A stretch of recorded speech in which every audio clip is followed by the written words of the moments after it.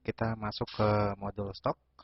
Di sini ada fungsi-fungsi untuk stok, ada stok opnam, ada transfer stok, ada item barang rusak, stok keluar, dan stok adjustment.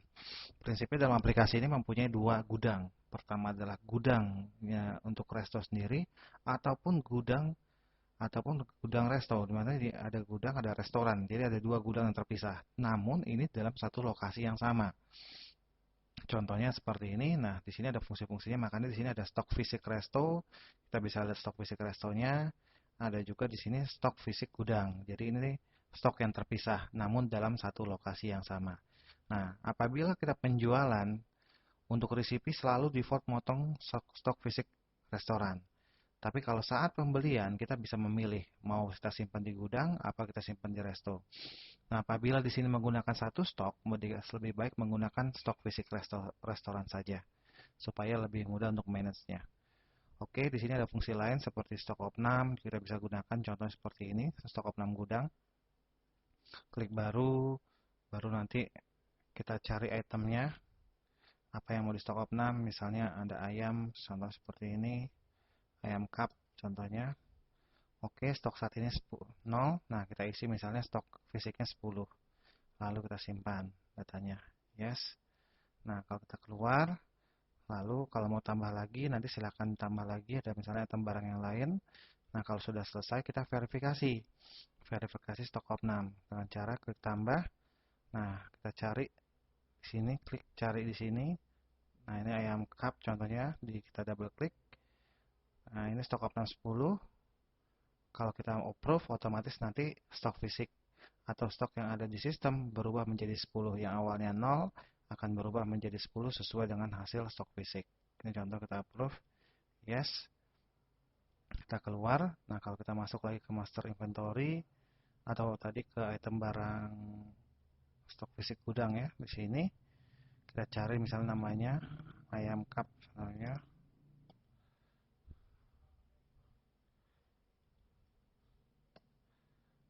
Nah, dia stoknya sekarang berubah jadi 10, yang awalnya adalah 0. Nah, ini untuk fungsi stok opnamnya. Demikian juga untuk stok opnam resto. Fungsi hampir sama seperti stok opnam gudang. Caranya seperti ini, klik baru kita cari datanya. Misalnya tadi juga saya rubah ayam contohnya, ayam cup. Nah, untuk di resto stoknya saat ini ada 10 gitu loh. Nah, stok opnamnya berapa? Ternyata stok opnamnya 15 gitu. Oke, kita simpan. Yes, di sini. Kita keluar. Nah, lalu kita masuk verifikasi stok opnam. Kita tambah di sini, lalu cari. Oke, double klik. Nah, stoknya opnam 15 ada selisih 5 kelebihan. Oke, kita approve. Yes. Nah, nanti stok fisiknya berubah menjadi 15. Jadi kalau kita lihat stok fisik restonya, ayam cupnya ada 15. Ini untuk yang ada di resto. Nah, kalau yang untuk ada di gudang, kita bisa lihat lagi.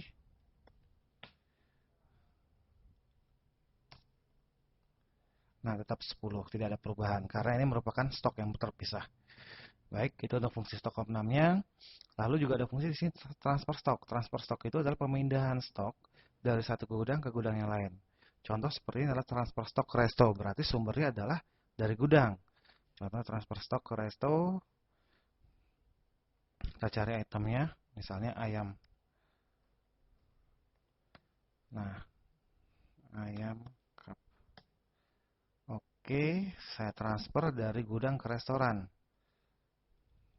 Misalnya transfer berapa? Misalnya 2. Oke. Lalu kita simpan datanya. Transfer sukses. Oke. Nah, kalau kita lihat lagi nanti stoknya, stok fisik gudangnya.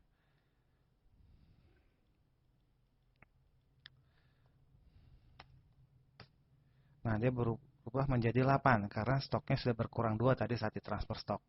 Nah, berarti yang akan bertambah adalah stok fisik restonya. Contoh seperti ini. Nah, dia berubah jadi 17. Awalnya 15, masuk transfer stok jadi 17. Nah, itu untuk fungsi transfer stok. Demikian juga transfer stok ke gudang, berarti sumbernya adalah dari resto ke gudang. Nanti stok resto berkurang, stok gudang bertambah. Nah, ini untuk fungsi transfer stok resto ke gudang. Hampir sama seperti transfer stok resto tadi.